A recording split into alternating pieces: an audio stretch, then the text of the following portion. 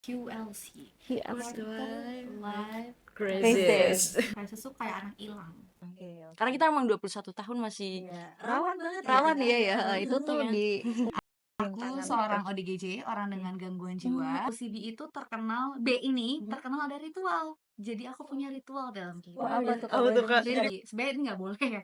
Jangan ditiru. Tapi karena ya Kampus ini bisa jadi tempat penyebab generasi muda mengalami mental illness nggak sih? Jelas bisa banget sih, Kak. Bisa Kebetulan banget. kan, karena kan saya kan mahasiswa sekaligus pekerja juga ya. Mm-mm. Itu bener banget, banyak banget tekanannya. as simple as I love human. Oh my god. Mungkin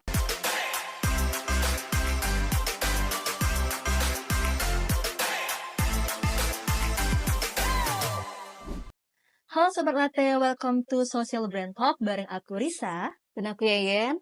Dan di episode perdana ini kita bakal bahas isu yang ramai banget di sosial media.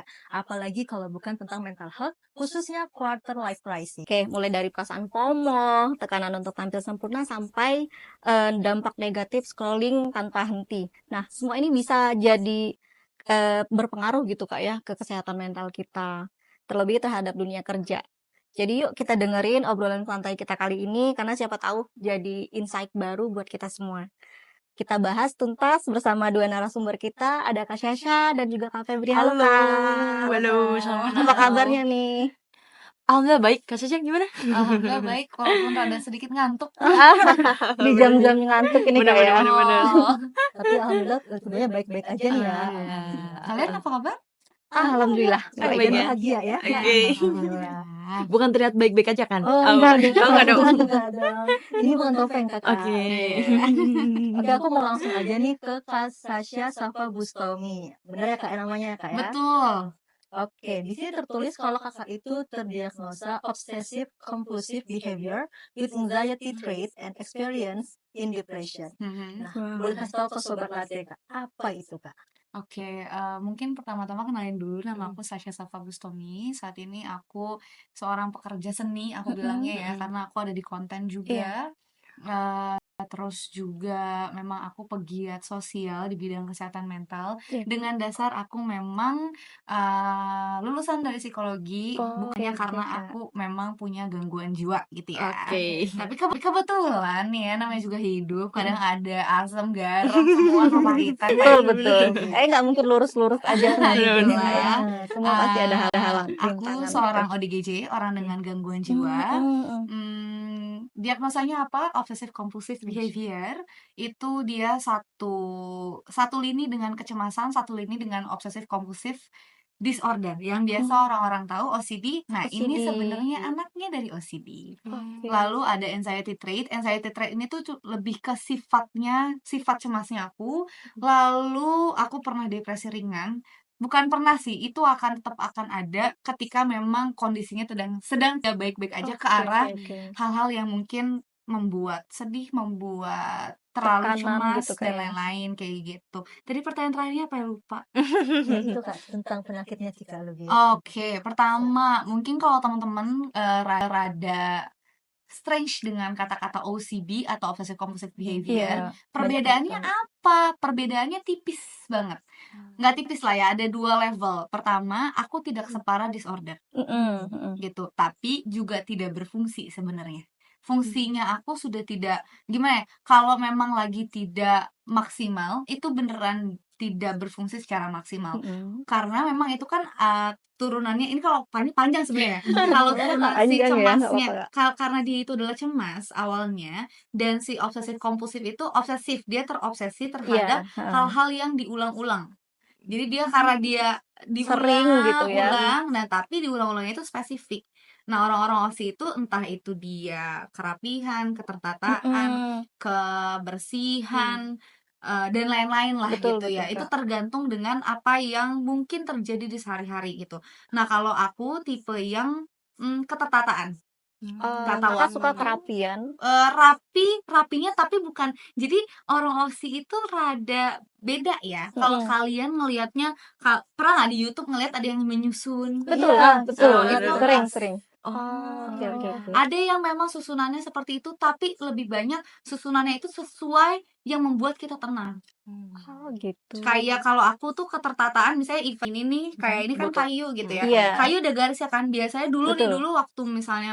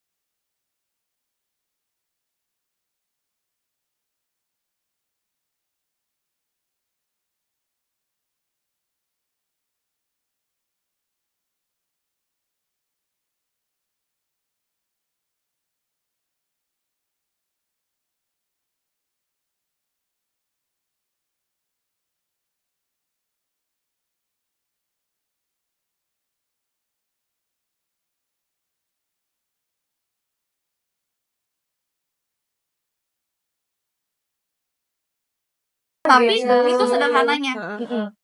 Yang kompleksnya tuh bisa kayak kenapa tadi gue jalan harus pakai kaki kanan dulu, kenapa kaki kiri gak dipakai dulu, padahal bla bla bla bla. Atau misalnya kenapa tadi gue harusnya beli bukan green tea, harusnya gue belinya cappuccino. Itu bisa ada di pikiran kakak lama gitu. Bisa lama. Jadi memang ya sifat cemasnya itu kayak kemana-mana tapi tidak generalis juga. Biasanya ke hal-hal yang membuat kita tuh penting. Hal yang misalnya penting, cuman balik pada kepribadian masing-masing dan individunya masing-masing. Dan yang terakhir depresi seperti itu ya. Depresi itu ada tiga tipe. Ada yang ringan, ada yang moderate atau di tengah, ada yang udah severe. Aku masih di awal. Untungnya untungnya masih di yang ringan. Kenapa? Karena mungkin aku cukup yang aware juga. Waktu pertama kali tuh rasanya emang kalau kalian bilang orang depresi mah cuman nyari muka doang biar divalidasi bahwa mereka ini sebenarnya jadi triggernya juga ya kak. Iya, maksudnya bukan sih, lebih ke orang-orang kan kayak ngomongnya ya mereka malas doang. Enggak, itu beneran kita nggak bisa gerak. Mau gerak tuh rasanya cuman kayak ini gue harus gerak deh. Penting banget nih gue gerak hari ini, kayak penting banget nih gue nyuci piring. Kayak gak ada tenaganya, gimana dong? Kalau kayak kalian capek abis ngerjain sesuatu 3 hari berturut-turut gak tidur, nah kayak gitu. Perbandingannya gitu berarti ya. Bandingannya itu sederhananya sih. Maksudnya sederhananya kayak gitu, selebihnya kita sedih nggak berhenti. Bisa lagi kayak begini sedih, tiba-tiba netesin air mata. we don't want that anyway gitu. Nggak Itu tahu masih yang sebabnya ringan gitu ya. Iya, iya. Gitu. Kalau misalnya udah yang di moderate, udah yang di severe, mereka ada anhedonianya lebih parah. Anhedonia tuh ketidak inginan untuk melakukan sesuatu yang dia sukai. Kayak aku suka banget nyanyi nih gitu, tapi gak mau nyanyi lagi. Kayak nyanyi tuh apa nyanyi? Buat apa nyanyi? Emang di hidup ini nyanyi oke gitu. Kayak gitu loh. Nah, itu ada yang bisa lebih parah ke arah sana, ada yang sampai nggak mau keluar rumah, ada yang apa. Nah, kalau aku masih bisa berfungsi. Mungkin karena aku disupport sama si Osi ini, karena kan aku punya ritual. Betul. Gak ngerjain ritual, gue juga yang salah. Iya kan? Jadi ada alhamdulillahnya tapi nggak alhamdulillah juga ya. Gitu. Nih Kak, aku mau nanya nih Kak, Kakak sampai sekarang masih konsumsi obat? Enggak. Oh, enggak. Aku hanya obat di tahun lalu itu hanya untuk bekerja sebenarnya. Jadi depresinya aku tuh masih bisa dipulihkan dengan jalan kaki dan bergerak. Memaksakan diri untuk bergerak apapun yang terjadi di dunia ini, mau dunia ini besok ada apa, lu jalan. Jadi terapinya di situ Kak ya? Iya, sebenarnya di situ tapi karena aku waktu itu ada acara besar dan bukan moodnya low sih, lebih tepatnya badan aku tuh nggak bisa gerak. Ke rumah sakit aja tuh kayak gue ngapain di rumah sakit gitu, kayak nggak bisa gerak, kayak ngapa-ngapain tuh nggak cepet, tangannya juga udah lemes dan segala macam. Ya udah aku bilang gue butuh banget obat, bukan untuk longitudinal sebenarnya gitu. Jadi ada satu obat yang nggak aku habisin buat sebenarnya ini nggak boleh ya, jangan ditiru. Tapi karena kondisi akunya sudah stabil gitu. Jadi aku memutuskan oke deh nggak usah dihabisin, biar juga tidak di kepala aku, biar tidak ketergantungan, karena aku dari OSI pun tidak minum obat. Jadi aku pulih dengan praktik-praktik yang aku lakukan bersama psikolog yang bersama aku. Baik. Aku juga kan kemarin tuh kepoin ya Instagram Kakak. Loh, Harus dong. Kepoin gitu kan. Nah, aku lihat kalau Kakak itu hobi nyanyi ya. Senang nyanyi. Tapi nyanyi itu sendiri apakah termasuk dalam metode untuk terapi Kak dalam Kakak selama proses mental health journey ini? Tidak. Tidak. Bernyanyi adalah kehidupan aku. Gitu, karena itu dari kecil, mungkin hobi dari kecil, mimpi dari kecil juga. Emang intinya aku mau bekerja dengan suara aku. Makanya aku menjadi seperti itu. Intinya sekarang aku menjalani apa yang aku beneran mau. Suara tuh bukan hanya untuk nyanyi ya, aku bisa VO juga, bisa ngobrol sama teman-teman sekarang. Nah, itu cita-citanya aku gitu. Cuman aku lebih ke arah seninya yang menjadi alat bantu untuk proses pulihnya gitu. Fun fact, ini aku hanya ngomong sama psikologku. Jadi aku ini very special. Oke. Khusus kita nih, guys. Kita ngerasa terhormat banget ini Kak. Jadi aku sebelum terminasi di psikolog, itu yang membuat aku bisa memaafkan dan bisa lebih releasing emosi dan segala macam yang ruwet di kepala. Itu karena aku pergi ke konser menari dengan bayangannya Hindia. Jadi ya Kak Baskara tolong dicatat terus. Aku udah pernah bilang sama dia kok. Iya, jadi sebenarnya ya itu musiknya, seninya. Aku senang dibilang seniman sebenarnya dibandingkan oh ya Sasha tuh penyanyi tok gitu, enggak. Aku karena suka seni. Aku melakukan berbagai macam seni gitu. I see. Kak, Kakak udah menikah kan ya? Setelah aku juga gitu ya. Alhamdulillah ya, udah sold out. Ada nggak sih Kak challenge tersendiri gitu buat ngejelasin ke orang-orang terdekat kayak suami gitu tentang kondisi Kakak gitu? Aku menikahi suami aku karena dia yang bukan pertama kali tahu ya, dia mengetahui bahwa aku berantakan di awal. Jadi aku udah pernah mengusir dia ya dari the first place, karena aku ngerasa oh enggak, ini bakalan ngerugiin dia. Aku belum ke psikolog juga, tapi dia bilang kayak kalau memang bisa dipulihkan bersama, kenapa enggak? It's very nice ya. Nice banget ya, dapet pasangan yang ngerti banget gitu ya. Aduh, malu banget ngomong gini, cuman ya udah. Terus apa ya? Aku selalu bilang karena kalau misalnya sekali aku punya gangguan kejiwaan, gangguan mental ibaratnya ya, itu ada kemungkinan turun ke anaknya. Gitu. Iya, jadi ini fun fact ya teman-teman ya. Ini juga sudah ada dari teori-teori psikologi lainnya gitu, kejiwaan lainnya, bahwa beberapa semua gangguan yang emang yang dari orang tuanya itu diturun ke anaknya. Tidak banyak sih persentasenya, bisa di 20, 30 sampai 50%. Tapi pasti ada gitu Kak ya? Pasti ada sedikit, karena aku pun ada nurunnya. Gitu, mamaku juga cemas sekali orangnya gitu, nurun kan. Gitu. Jadi challenge-nya apa ya? Challenge-nya suami aku berarti caregiver aku. Jadi dia yang justru kuncian kalau aku kenapa-napa, dia yang tahu caranya. Mau aku lagi panik, mau aku lagi apa ya, kalau bahasa Sunda mah geling gitu ya, lagi nggak benar, lagi nggak stabil, dia yang harus orang pertama tahu tuh harusnya dia. Gitu. Setiap aku ke psikolog pun dia harus tahu semua update-nya. Jadi psikolog aku yang sekarang tuh selalu kasih tulisan. Jadi kayak summary, nih lu hari ini gini, tugas lo ini, dia harus tahu. Oke. Jadi dia make sure aku tuh ngelaksanain apa enggak, ada update apa enggak gitu. I see.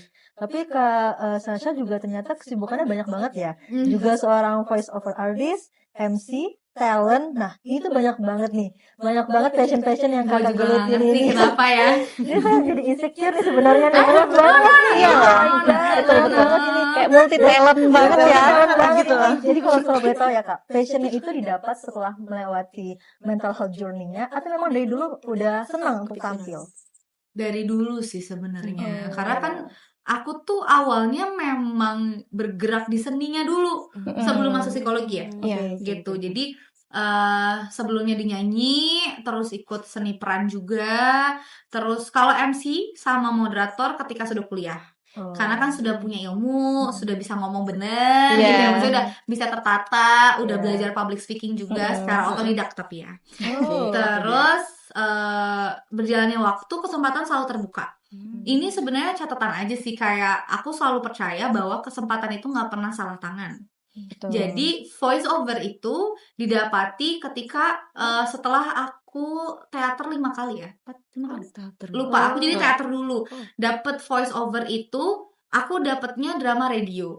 Jadi kalau kalian tahu The Secretariana, itu aku yang isi. Lalu Batman. Iya, Batman Bangkit podcast, itu juga aku yang isi. Keren banget. Gitu. Dan podcast lainnya sebenarnya itu didapati ketika ya aku dikenalnya sebagai senimannya itu. Oh ya, anak teater dan segala macam, dan ada satu sutradara menghubungi aku. Tahu lagu Gala Bunga Matahari? Tahu video klipnya? Itu sutradaranya. Oh, saudaranya itu Aisha menghubungi Tendri, Kakak. betul, dia yang menghubungi aku waktu keren itu. Jadi banget. itu ya kacau, Jadi dia yang membukakan jalan untuk aku mengenal VO. Akhirnya aku belajar, aku mulai masuk ke iklan, masuk ke yang lain-lainnya, aku cobain gitu.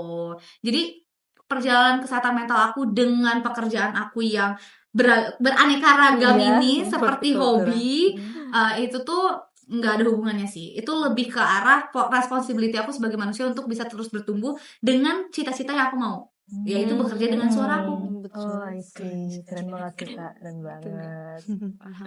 Alhamdulillah. Ini selain Kak Sasha udah hadir juga nih bersama kita mahasiswa yang pernah bergabung dengan literasi psikologi Indonesia. Kak Febri, halo Kak. Boleh diceritain nggak Kak, awal mula bisa tergabung dengan LPI ini? Oke, jadi dulu tuh di awal tahun 2021 ya, itu kan awal banget setelah lulus sekolah. Itu kan posisi di situ emang zamannya COVID kan Kak, semua. Itu COVID, di situ tuh aku bener-bener ngalamin banyak banget kayak transisi menuju kedewasaan, dimana kayak bener-bener masalah yang baru-baru timbul tuh, kayak misalkan krisis ekonomi, emang papa lagi sakit, itu bener-bener langsung ngedon banget gitu kan. Ditambah aku tuh kayak gagal ditolak sebuah PTN, terus ikatan dinas, padahal aku udah mempersiapkan itu semua, itu tuh kayak terkumpul jadi satu, akhirnya aku tuh jadi depresi selama di tahun 2021 itu. Jadi selama 1 minggu itu aku bener-bener kayak di dalam kos gitu ya, cuma diem terus kayak nangis, ngucur gitu kan, bener-bener berat badan aku enggak dong, udah enggak sekarang ya, udah bisa berdamai gitu kan. Jadi dulu tuh di tahun 2021 itu aku bener-bener kayak bisa tuh selama 1 minggu itu tuh aku turun 5 kilo Karena saking nangisnya Karena terus. nggak bisa makan pasti. Betul banget Nggak Kak. mood ya, nggak mood sama sekali. Nah setelah kayak gitu tuh aku akhirnya kayak aduh mikir dong, aduh papa sakit gitu kan, terus gimana nih gitu kan, masa aku mau kayak gini terus gitu kan. Terus aku scroll Instagram tuh, cuman yang ada di apa timeline tuh cuma kayak teman-teman upload Twibbon gitu kan. Nah itu makin depresi gitu kan. Terus aku sempet kayak apa tutup akun Instagram juga karena buat ngedetox itu semua kan. Terus akhirnya aku punya akun lagi, fake akun sih guys. Second akun ya, second akun. Bener. Nah, di second akun itu aku tuh kayak ngecari kayak apa ya? Informasi gitu kan. Nah, muncul tuh Instagram LPI, Literasi Psikologi Indonesia. Nah, aku lihat loh kok ini menarik gitu kan. Terus pas aku lihat akhirnya kayak ada open recruitment tuh, udah aku join gitu kan. Join di situ posisinya waktu itu content creator sih, content creator. Terus akhirnya aku coba seleksi wawancara dan lulus gitu kan. Dan udah lulus akhirnya aku udah tuh mulai kayak buat konten di Instagramnya itu. Terus selama 3 bulan kan ya waktunya di situ 3 bulan. Magang ya? Magang betul Kak. Cuman nggak nyampe 3 bulan, nggak nyampe 3 bulan, jadi cuma 2 bulan karena emang tuntutan kerjaan, terus sambil kuliah juga kan, nggak ke apa ya, nggak ke handle betul Kak. Terus akhirnya, tapi selama 2 bulan itu aku tuh ngerasa kayak gabung di LPI ini tuh kayak apa ya, aku tuh kayak ngerasa diri aku tuh balik lagi gitu loh. Karena dari kayak banyak banget kayak materi-materi seputar kayak tentang self confident aku dapat juga itu kan, self love semuanya gitu kan. Dan setelah di LP ini sendiri juga aku tuh ngerasa kayak aku nemukan passion aku juga di situ. Setelah berapa ya, 1 mingguan aku nangis itu aku balik lagi gitu loh, karena jadi punya semangat baru gitu sih Kak. Betul, jadi awal mula joinnya itu karena itu sih Kak. Tapi boleh di-share nggak itu kegiatan spesifiknya gimana di LPI gitu? Untuk kegiatan spesifiknya itu jadi kita kan emang apa ya, tentang kesehatan mental gitu kan ya Kak. Jadi kita tuh selalu ada webinar, terus kayak seminar gitu-gitu kan. Terus jadi aku kan sebagai content creator. Jadi apa ya, kayak ngebuat kontennya supaya orang-orang tuh tertarik sama si LIPI ini gitu kan. Gitu. Seru banget ya kayaknya. Seru banget ya. Kak Febri, kan Kak Febri sekarang sebagai mahasiswa ya. Betul. Menurut Kak Febri, kampus ini bisa jadi tempat penyebab generasi muda mengalami mental illness nggak sih? Jelas bisa banget sih Kak. Bisa Kebetulan kan karena kan saya kan mahasiswa sekaligus pekerja juga ya. Itu bener banget banyak banget tekanannya. Mulai dari kayak tekanan deadline, tugas numpuk, itu kan ngebuat kita kayak ya nggak enak banget kan gitu kan, kayak merasa depresi, tertekan juga gitu kan Kak. Nah itu, tapi aku tuh bersyukurnya aku tuh kayak punya apa ya, hal untuk menangani itu semua gitu kan. Jadi aku tuh kayak misalkan aku ngerasa tertekan sama tugas kerjaan, tapi aku masih punya teman-teman. Nah jadi teman-temannya itu kayak yang suportif, terus Jadi kayak di satu sisi memang tekanan ya, tapi di satu sisi ada yang mendukung juga gitu. betul, betul. Dan buat teman-teman juga kalau misalkan kalian ngerasain kayak tekanan, baik banget tekanan di lingkungan kampus ataupun kerjaan, kalian coba cari kayak kayak sahabat atau apapun, pasti ada kok kayak orang-orang yang bakal lebih bisa support Aware, kalian, lebih support. peduli, betul gitu Luar Kak. biasa banget. Luar biasa banget ya. Oke Sobat Latte, kita masuk ke segmen selanjutnya ya. Jadi tim Social Brand Talk itu udah nyiapin satu pembahasan tentang quarter life crisis. Quarter life crisis atau QLC adalah periode ketidakpastian yang dialami oleh individu di usia 20-an hingga awal 30-an, terutama generasi Gen Z yang baru masuk dunia kerja. QLC juga sering mengarah pada masalah seperti kurangnya motivasi, stres, dan kebingungan tentang tujuan hidup serta karir. Oke, salah satu faktor dampak QLC yang terlihat di dunia kerja adalah fenomena maraknya sekarang pemecatan Gen Z. Data dari intelijen menyebutkan 6 dari 10 perusahaan melaporkan pemecatan lulusan universitas baru mereka rekrut tahun ini. Beberapa alasan pemecatan diantaranya adalah 50% karena Gen Z itu punya motivasi yang rendah. Kemudian 46% karena kurangnya profesionalisme sebagai alasan pemecatan. Kemudian 39% karena Kurangnya keterampilan ya. iya, masalah komunikasi lagi nih. Kemudian 38% itu karena kurangnya pengalaman dan 31% karena keterampilan yang kurang dan tidak memadai. Oke.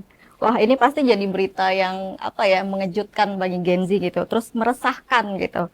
Nah, termasuk Sobat Latte sendiri. berbicara nih Kak tentang quarter life crisis, menurut Kak Sasha, apa sih sebenarnya arti dari fase ini Kak, dan bagaimana pengaruhnya terhadap kehidupan kita gitu? Oke, QLC, QLC. Quarter Life Crisis. Oke. Ini secara pribadi dulu ya. Kalau secara pribadi, buat aku tuh quarter life crisis tuh kayak anak hilang. Karena itu adalah sebuah transisi kan. Iya. Gitu. Dari kita remaja, lalu remaja itu tuh kayak ya udah eksplorasi, mikirannya masih sekolah, masih gimana cara dapetin teman, networking ada yang ada di sekolah atau yang ada di kampus gitu ya. Karena kan untuk menjadi remaja ke dewasa itu kan ada transisinya nih gitu. Nah, QLC itu terjadi di transisinya. Gitu di 17 sampai di 30 tahun pun masih bisa terkena si QLC ini gitu.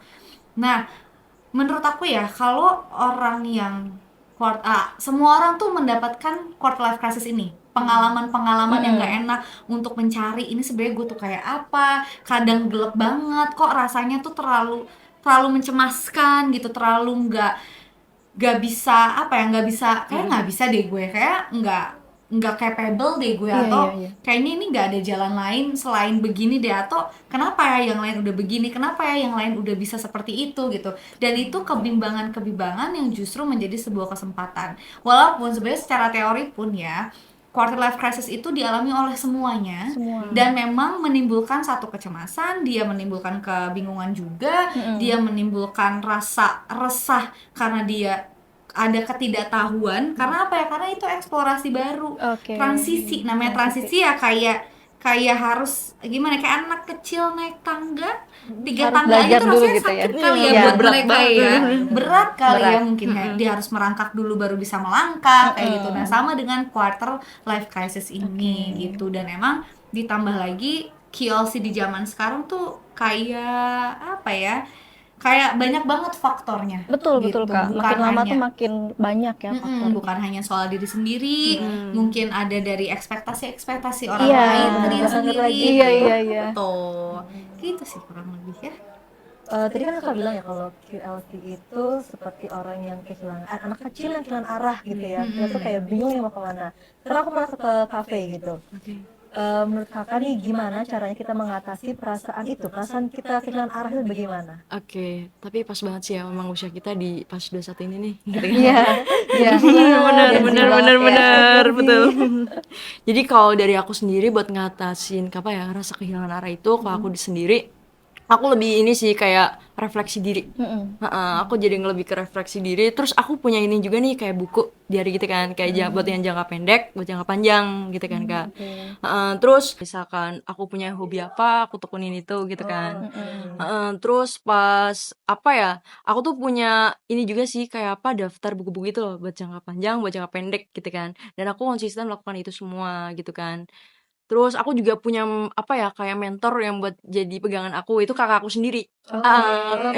Betul, orang terdekat itu kakak aku sendiri. Jadi kalau semisal nih aku ngerasa kayak apa ya kayak overthinking segala macam gitu kan, aku pasti selalu curhat ke kakak aku sendiri itu.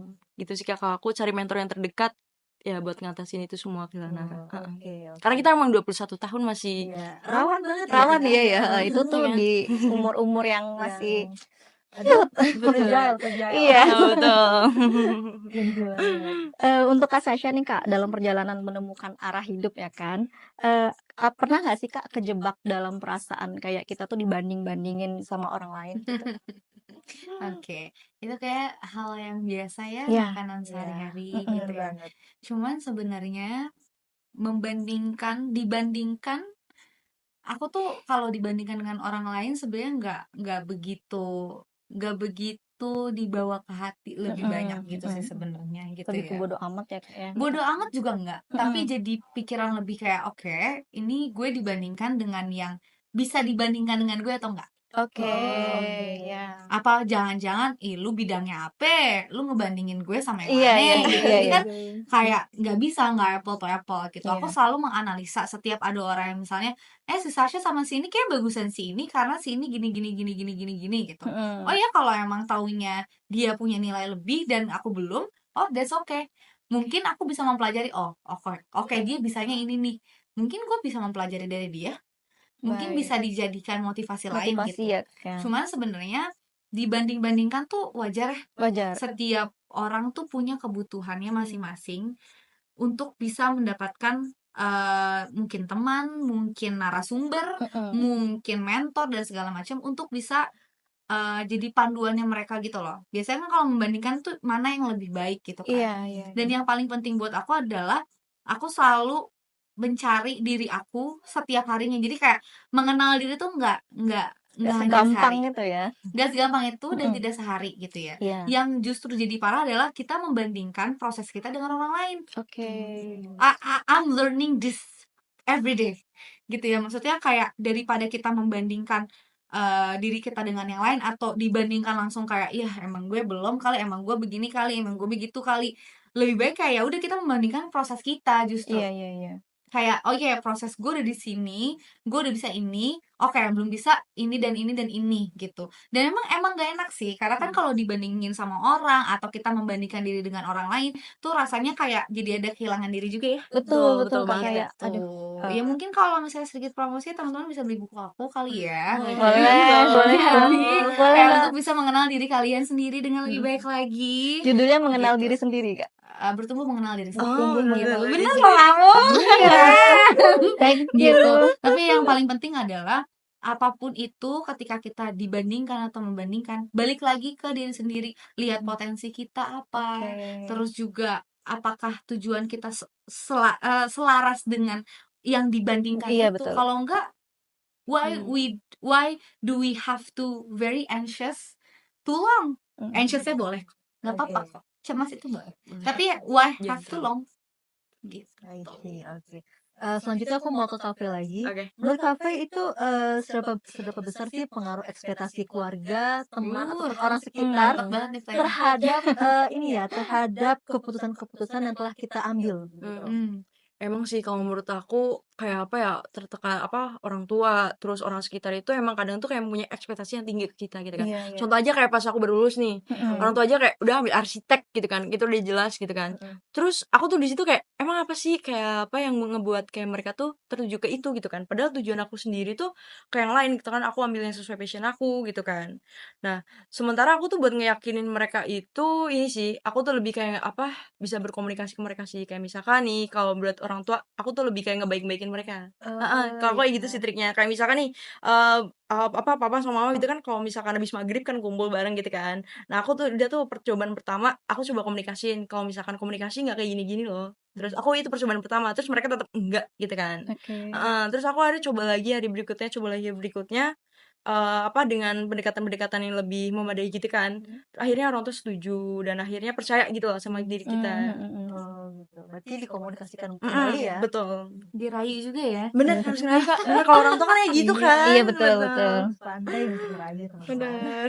Ini artinya ekspektasi dari luar, biarpun orang tua itu artinya ekspektasi dari luar. Nah, Kak, apakah apalagi melalui media sosial nih, terkadang kan membuat kita merasa tertekan nih, semakin tertekan. Menurut kalian apakah media sosial menjadi memperburuk gitu quarter life crisis, Kak? Ini siapa nih? Boleh Kak Syasha dulu. Oke. Coba kita pakai analogi ya. Boleh, Kak. Siap. Dulu ibu bapak kita, mereka tuh yang mereka lihat, yang mereka konsumsi medianya itu cuman apa? TV itu pun jarang ya. Koran bersih. Tabloid. Tabloid bener sih. Tabloid atau majalah, ya kan? Tabloid tuh kayak lebih lawasnya, majalah kayak baru yang magazine ya. Iya, betul. Terus radio. Datang radio kan pertama kali ya. Radio, tabloid, magazine, terus TV gitu ya. Banter-banter omongan tetangga. Ya kan, sesama tetangga aja deh, atau sesama saudara. Itu aja mereka aja suka ada kebingungannya sama hidupnya gitu. Ada kayak ya apa sih kenapa harus dibandingin sih sama anak tetangga, kenapa sih harus dibandingin sama artis, kenapa sih harus dibandingin sama cover buku, ya kan? Apa ya, model buku, buku, model cover ya gitu-gitu. Nah, sedangkan sekarang medianya udah banyak, dia bergerak per detik, bukan per menit lagi, per detik, per second, every second gitu loh. Terus kita juga mengkonsumsi itu secara brutal. Kenapa aku Betul. bilang brutal? Karena sometimes we bored, we just scroll. Scroll. We bored and scroll. Hmm. We wait something, scrolling again. Betul. We wait for food, scrolling again. Iya. Gitu kan. Benar-benar. Itu Aku juga sebuah ngerasain. habit yang sebenarnya bisa jadi orang scrolling, oh sekalian dia nyari inspirasi gitu kan. Tapi kalau tidak ada intensinya, si sosial media itu bisa jadi kayak racun gitu loh. Waktu kita scrolling, kita nggak siap sebenarnya ngelihat apa yang di sosial media. Betul, betul, Kak. Tiba-tiba misalnya kita lagi contoh ya, kalau yang udah nikah misalnya, ih gue belum punya anak, tapi dia pengen banget nih punya anak, tapi belum punya anak. Belum bisa Ngeliat gitu. tiba-tiba ngeliat ada baby, ada yang lagi ngelahirin, Mm-mm. tiba-tiba nggak tahu. Itu kan Jadi bisa, depresi ya. ya lebih ke jadi kan sedih lagi gitu kan. Iya, benar. Jadi kayak ya kenapa ya kok gue belum berhasil. Atau kayak anak-anak di 20 tahun sampai 25 tahun, ya karir gue masih kayak begini dan segala macam, ngelihat orang naik jabatan Betul. lah, lihat orang apalah, lihat orang ini dan segala macam. Kita nggak siap. Itu namanya unintentional scrolling. Iya. Yang mana nggak ada intensinya, lo scrolling aja, tapi ujung-ujungnya bikin kita cuman cemas aja gitu.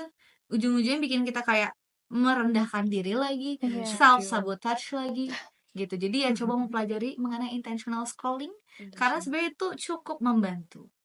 Oke, baik Kak. Tapi aku juga ngaku ya, aku sebagai seorang Gen Z sering banget nge-stuck buang-buang waktu cuma buat scrolling. Bangun tidur scrolling. Habisnya mau- mikir gitu. Iya. Harusnya tadi gue ngerjain ini aja. Ngapain Ini Bener scrolling banget. gitu Heeh. makan juga scrolling. Iya. Coba sih di sini kalau misalnya makan harus ada tontonan. Ada yang Aku nonton juga sih, juga. aku pun juga sama. Iya kan? Heeh, bener. Bisa-bisa kayak bisa itu makanan tuh jadi dingin karena Iya. kita nyari dulu tontonan gitu kan. Nah, aku mau nanya ke kafe ini. Gimana sih cara kita itu menghadapi ini kan kayak apa ya, sebuah rutinitas yang susah banget untuk kita hindarin gitu ya. Banget. Nah, gimana respon kita, apa yang harus kita lakukan kalau kita ada di posisi seperti itu? Oke, nge-scroll-scroll Iya, keterusan. scrolling mulu gitu. Kalau dari aku mungkin aku punya batasan diri sendiri ya Kak. Oh, Jadi oke. kalau aku ini nih, kalau misalkan nih kayak kita kan pulang kerja atau pulang kuliah gitu kan, itu sekitar jam 7 malam lah ya. Iya. Nah, aku tuh jam 10 malam emang harus bener-bener stop. Kalau enggak, aku tuh yakin ke diri sendiri. Besok kalau misalkan aku nggak tidur nih, besok kamu bakal pusing, bakal kayak ngefly gitu. Karena Oh, iya, ya kan, iya, kita kan iya. cuma Iya, scroll-scroll iya, iya. overthinking dan nggak guna gitu juga kan, kalau menurut aku gitu kan. Nah, itu akhirnya aku tuh kayak ngasih kayak apa ya, kayak aturan ke diri aku sendiri buat patuh gitu loh. Kalau misalkan jam 10 ya udah harus stop buat scrolling gitu. Berarti pasang batasan gitu ya, Kak, ya? Betul. Oh, bisa banget sih ini untuk dicoba nantinya. Betul. Aku mau tanya nih Kak sama Kak Sasha nih. Apa sih yang mendorong Kak Sasha buat jadi mental health aktivis Kak? As simple as I love human. Oh my god. Mungkin ini klise, bukan klise, ini kayak peres banget sih lo gitu ya. Cuman no, bener. Basicnya aku suka seni dan buat Oke. aku manusia tuh seni. Oh. Oke. That's why aku milih psikologi gitu. Jadi menjadi mental health activist tuh salah satu hal yang justru fulfilling juga buat aku.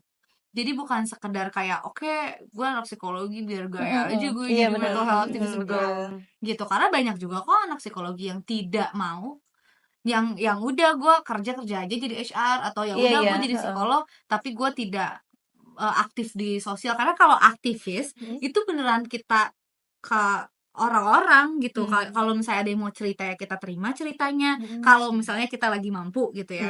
Terus kalau misalnya ada kegiatan apa yang emang harus sukarela, kayak misalnya kita ke panti jompo untuk misalnya memberikan edukasi apa, ya aku bisa aja ikut gitu. Karena kita aktivis kan. Seperti yang aku lakukan sekarang, aku aktivis di sosial media juga gitu. Entah itu memberikan cerita aku, entah itu memberikan edukasi psikologi, entah itu untuk memberikan kayak penyemangat, afirmasi sederhana, itu tetap menjadi aktivis juga gitu. Jadi as simple as I love human, gue merasa manusia tuh kayak seru gitu. Kayak even mereka jahat atau ya manusia ada yang jahat ya. Jadi nggak usah munafik kalian semua. Maksudnya Iya, Kak. kayak kita ketemu banyak orang yang tidak tidak baik gitu ya. Mungkin juga mereka tersakiti karena menjadi tidak baik ya karena mereka tersakiti mungkin gitu Betul. kan. Orang-orang itu Justru terlahir bukan mm-mm, karena apa bukan langsung jahat gitu Kak ya. yes, itu. Mm-mm. Jadi ya walaupun mungkin ada buruknya, Mm-mm. justru buruknya itu yang membuat aku senang. Buruknya itu yang membuat aku terus pengen kayak ini orang tuh kenapa sih, apa yang menjadikan dia seperti ini, and I want to dig and dig and dig always gitu. Oke. Jadi itu yang membuat aku kayak terus belajar aja gitu, dan emang pengen bukan sekadar membantu ya. Mm-mm. Kayak kalau cuma membantu aku bisa melakukan hal lain untuk membantu orang Betul lain ya. gitu ya. Filantropi juga membantu, amin. Oh, benar. Gitu kan. Tapi ya balik lagi sih lebih ke arah fulfilling sekali Oh, I gitu. see. Tapi Kak Sasha, correct me if I'm wrong ya. Iya Kak boleh. Sasha itu 7 tahun ya menjadi punya mental illness ini. Iya 7 tahun sekarang. Dengan Tepat, iya betul. ya, dengan journey udah selama 7 tahun ini ya Kak. Apa sih yang membuat Kakak mengubah pandangan Kakak tentang mental health itu sendiri? Sebenarnya nggak ada perubahan pandangan sama sekali sih, Mm-mm. karena dari sebelum aku masuk psikologi tuh tujuan utama aku justru emang untuk mempelajari manusianya. Kebetulan saya juga kena nih gitu ya. gitu ya. Beneran kena mental. Ini kenal mental beneran ya teman-teman. Jadi kayak Iya Kak. bukan seperti orang-orang kayak halo kena mental, enggak. Ini gue beneran kena mental gitu. Jadi kebetulan kena lebih ke arah even gue yang mempelajari manusia pun, even gue yang mempelajari untuk bisa lebih berempati, Iya. even gue yang lebih peduli dengan orang-orang sekitar pun, gue juga bisa rapuh kok gitu. Jadi lebih memahami bahwa kerapuhan itu milik semua orang. Kalau lo bilang kayak oh ya kesenangan milik semua orang, yes, tapi jangan lupa bahwa ada kerapuhan juga milik semua orang. Gitu. And that's okay if lo rapuh, emang kenapa? Just be vulnerable. Ya itu seninya jadi seorang manusia ya Kak ya. Ada senangnya, ada sedihnya. Betul. Kak, aku mau tanya nih, bagaimana sih respon masyarakat terhadap kontennya Kak Sasha gitu? Dari konten aku alhamdulillahirabbil alamin baik-baik gitu ya, walaupun tahun kemarin aku sempat ada clash juga gitu ya di gitu, sosial Kak. media. Tidak perlu diceritakan, itu pemulihannya lama Iya. banget. Maksudnya aku memaafkan orang itu lama banget gitu ya, karena itu memperlambat pertumbuhan ya bener gitu. sih. Tapi alhamdulillahnya sekarang kayaknya mungkin trafiknya sudah mulai baik lagi. Terus juga aku membuat kontennya juga mulai lebih naik kelas kali ya, karena aku mempelajari copywriting lebih lagi dengan company yang sekarang sama aku. Terus juga aku mempelajari teknik editing yang baru dan segala macam. Terus juga pokoknya aku belajar banyak lah tentang si social media lebih dalam lagi. Jadi itu yang membuat aku kayaknya orang-orang jadi lebih mengerti pesan yang aku sampaikan.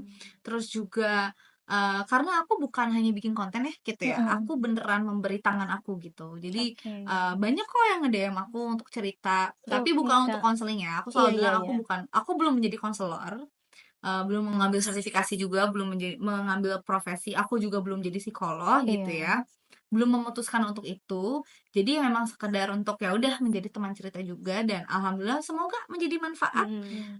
Kalau banyak yang share rasanya juga kayak oh ya udah ya setidaknya mereka merasa ada yang mewakili gitu kan ya. Atau kalau ada yang komen atau yang memberikan apresiasi, aku selalu tersanjung, selalu bersyukur. Mau itu 1 orang, 2 orang, 3 orang, 5 orang, 1000 orang, 1.000.000 orang, it's still human. Iya Kak. Tetap tersampaikan apa yang mau aku sampaikan ke manusia gitu. Menarik banget. Berarti kan itu banyak banget kan yang nge-DM kakak gitu ya, curhat-curhat, Kak aku ada masalah ini gitu ya. Itu gimana cara kakak membentengi diri sendiri gitu loh Kak, supaya kesehatan mental kakak juga nggak terganggu gitu, nggak goncang gitu Kak, itu gimana? Ini pertanyaan 1000 orang. Oke. Karena orang-orang, aku tuh justru dengar cerita orang tuh senang. Karena aku wounded healer. Jadi kalau kalian nanti cari ya di Google wounded healer. Wounded healer itu justru dia bisa heal themselves dengan hal-hal yang mungkin menyakiti dari orang lain. Bukan dia yang tersakiti, tapi kayak orang lain cerita hal-hal yang menyakitkan gitu. Itu kasarnya ya, ini definisi kasar. Intinya kayak membantu orang, mendengarkan orang, keluh kesah, justru itu yang membuat aku lebih fulfill, lebih merasa hidup gitu ya. Tapi tetap aja ya, aku tadi udah bilang orang bisa cerita dengan aku akan bales jika aku mampu. Gitu. Jadi Mungkin karena aku juga belajar teknik di psikologi, selalu mempelajari teknik konseling, bagaimana cara untuk berkonseling secara proper, entah itu secara teks dan non teks, itu yang aku selalu terapkan gitu. Jadi ada boundaries ya, setiap orang cerita, aku bilang aku hanya mendengarkan di sini, aku tidak memberikan apapun seperti saran apa segala macam, kecuali dia insist kayak gue udah gak tahu lagi, gue minta saran gitu. Tapi sarannya itu tidak mengarahkan, nggak kayak lo begini deh, lo begitu, enggak. Lebih kayak gue punya rekomendasi untuk lo ngelakuin ini, silakan apa yang cocok dengan lo gitu. Jadi kalau aku mungkin lagi tidak baik-baik aja, aku nggak akan balas DM-nya. Atau lagi sibuk banget pun enggak juga, karena membalas DM 1 sampai 2 orang itu butuh konsentrasi juga loh teman-teman. Karena mereka punya masalah berbeda-beda, masalahnya berat-berat. Yang ke aku tuh enggak sederhana, cuman bukan percintaan sederhana ya, tapi yang kayak misalnya baru putus. Ini tuh baru putusnya kayak dia sampai ternyata permasalahannya sama orang tuanya lah ini. Ada juga yang sampai pernah mau bunuh diri dan dia ngechat aku dulu kayak aku udah nggak tahu dan segala macam. Tapi ada yang kayak gitu. Memang ada beberapa orang yang mungkin yang maaf ya, ini mungkin tersensor atau gimana, cuman orang yang ingin mengakhiri hidupnya, justru mereka tidak ingin mengakhiri hidupnya. Mereka butuh ditemenin. Ada kok yang emang mungkin dia skizofrenia juga sih. Dia udah VN, udah parau banget, udah nggak ada arah tujuan hidup lagi, udah bukan dia, aku tahu itu bukan dia udah megang pisau juga dan segala macam, tapi itu tujuannya ada aku di situ, setidaknya tuh pisau lepas, ya udah lo bisa kembali untuk menenangkan diri lo walaupun gue nggak ada di situ gitu. Itu mungkin ada kadang orang itu tetap melebihi batas atau enggak, balik lagi karena aku tidak mengarahkan apapun. Mungkin dia nge-DM aku ngerasa cuman aku yang bisa mengerti kondisi seperti ini, dan mungkin dia tidak punya orang tua yang suportif atau lingkungan sekitar yang suportif sama dia. Bisa. Karena tidak semua orang beruntung ya. Betul banget Kak. Lingkungan juga. Kak Sasha kan sebagai aktivis Kak mental health ini ya Kak. Harapannya ada nggak sih Kak buat komunitas-komunitas lain yang di Indonesia gitu buat kedepannya? Ini harapan besar banget sih sebenarnya. Nice question. Kita sekarang udah aware ya. Orang udah aware sama mental health, orang udah aware dengan bagaimana caranya menciptakan kebahagiaan buat diri sendiri, merawat diri sendiri, mau itu dia soal kesehatan tuh harus utuh ya, mau fisik, mau mental, mau semua tuh harus diurus gitu. Aku bersyukur karena awareness-nya sudah menyebar, hampir semua lah sudah percaya bahwa iya ya, ternyata beda kesehatan fisik dan kesehatan mental itu beda. Tapi harapan yang terbesarnya adalah untuk teman-teman lebih membaca. Karena nggak cukup sosial media yang kalian tonton itu. Even kalian nonton videoku pun nggak cukup. Betul. Misalnya, oh ya ada namanya dark syndrome, nonton video Kak Sasha, katanya begini, gue gini kali. Yes, kebanyakan orang kadang-kadang relate, dikit-dikit relate gitu Kak. Relate boleh, tapi tidak mendiagnosa diri sendiri dong. Karena jangan macam-macam kalian dengan self diagnose.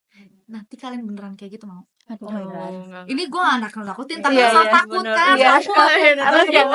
Harus aware gitu. Kalian harus takut, kalian harus aware dengan apa yang kalian lakuin.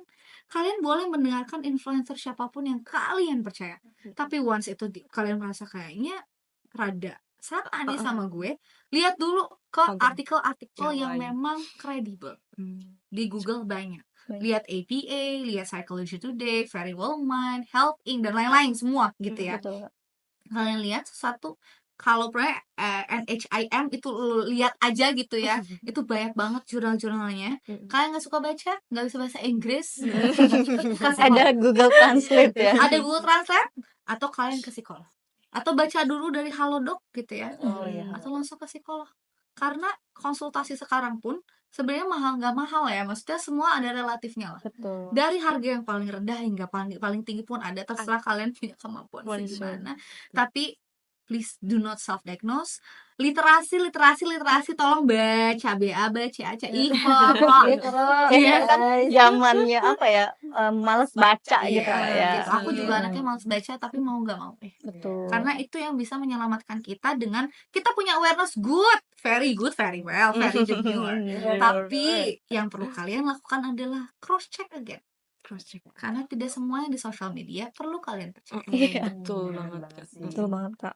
Aku nextnya mau nanya ke Cafe ini, gimana sih Kak cara kita supaya sehat dalam bersosial media, apalagi buat para Gen Z ataupun buat teman-teman yang masih di bangku kuliah gitu. Bisa tolong di-share tipsnya. Kalau dari aku sendiri mungkin ini deh, aku tuh kayak apa ya, bener-bener follow akun-akun yang sekiranya bakal apa ya, ngebuat aku tuh tumbuh gitu loh. Contoh, Mention Kak Syasha gitu. amin. Lagi Terus ini juga sih kayak apa, kayak akun-akun media kayak Kompas TV itu perlu banget sih buat kita. Itu kan kayak karena berita-berita terkini itu nambah banget gitu kan. Betul. Itu terus kayak banyak lagi sih beberapa akun-akun yang bisa aku sebutin. Intinya tuh kita follow apa ya, akun-akun yang buat kita tuh bertumbuh. Jangan sampai ngebuat kita tuh stuck di gitu aja. Jadi di filter ya Kak. ya? Bener. Jangan sampai nih kayak kita tuh kayak follow kayak hal yang nggak penting buat apa sih gitu kan. Kalau zaman sekarang kayak ya lebih yang kepenting karena itu sosial media gitu kan. Oke, luar biasa banget. Nah, kalau misalnya kita scroll TikTok FYP yang emang nggak ada filternya gimana? Karena kan FYP nggak ada filternya tuh. Tapi kan ini deh Kak Sasha, kalau misalkan nih kita scroll TikTok karena pencarian kita itu tuh jadi keterusan. Jadi tergantung pencarian kita. Filter pencarian ya. Betul, gitu kan. Jadi kita perbaikin dulu nih misalnya, oh ini isinya udah ngarang ke aneh-aneh nih. Jadi kita di search-nya itu langsung tuh cari dulu apa yang positif. Ketik dulu. Kemudian algoritma kebaca tuh ya. Nanti Mm. muncul lagi yang Muncul hal lagi. lebih positif Betul. seperti itu. Luar biasa. Untuk Kakak Syasha sendiri ada nggak Kak pesan buat sobat latih dalam menyikapi ya mental illness Kak? Oke, teman-teman. Semua orang Halus itu banget. selalu punya masalah. Baik. Gak melulu permasalahan itu akan menjadi gangguan. Jangan sampai ya. Tapi kalau memang kalau memang kalian sudah terdiagnosa, catatkan, terdiagnosa bukan didiagnosa oleh diri sendiri, dirawat. Jangan merasa bahwa hal itu hal yang sepele. Kalau ada yang menyepelein itu, tinggalin aja. Karena mereka tidak kayak gimana ya? Gak kan ada orang yang bener-bener ngertiin kita kalau dia nggak ada di sepatu kita, gitu ya. Kecuali dia sebijak itu mau mengerti, mau bener-bener di into ourselves, kayak mau tahu nih lo tuh sebenarnya kesulitannya di mana dan segala macam gitu. Tapi yang paling penting adalah tidak self-diagnose. It's okay if you're not okay, tapi tidak berlarut-larut. Dan yang terakhir, tetap hidup aja dulu. Karena hidup punya tujuan pasti. Walaupun sekarang ngerasa nggak ada tujuan, ada tujuannya. Nggak nyadar aja. Iya. Tetaplah hidup ya Kak ya. Kita gak nyangka banget ya udah ngobrol soal Iya. tapi kalau udah tahu nih Kak Syasha nextnya ada project apa atau rencana apa ke depannya? Ya Allah, ditanya gini gue langsung mikir loh. Ada kan dalam waktu dekat gitu Kak, ada Oke. project filmnya. Jujur banget, terdekat ini belum ada. Karena aku baru launching buku juga per September. Jadi teman-teman mungkin bisa cek buku aku. Ini sangat cocok untuk teman-teman yang ada di kondisi QLC. Namanya Bertumbuh Mengenal Diri Sendiri. Kalian bisa cek di marketplace, itu Shopee atau Tokopedia, atau bisa ke Secret Media atau ke akun aku aja, DM aku dengan kata-kata diri, ntar aku kirimin linknya. Baik, thank you Kak. Tuh. Dan selanjutnya sih sebenarnya belum ada project yang bisa aku sebutin gitu ya.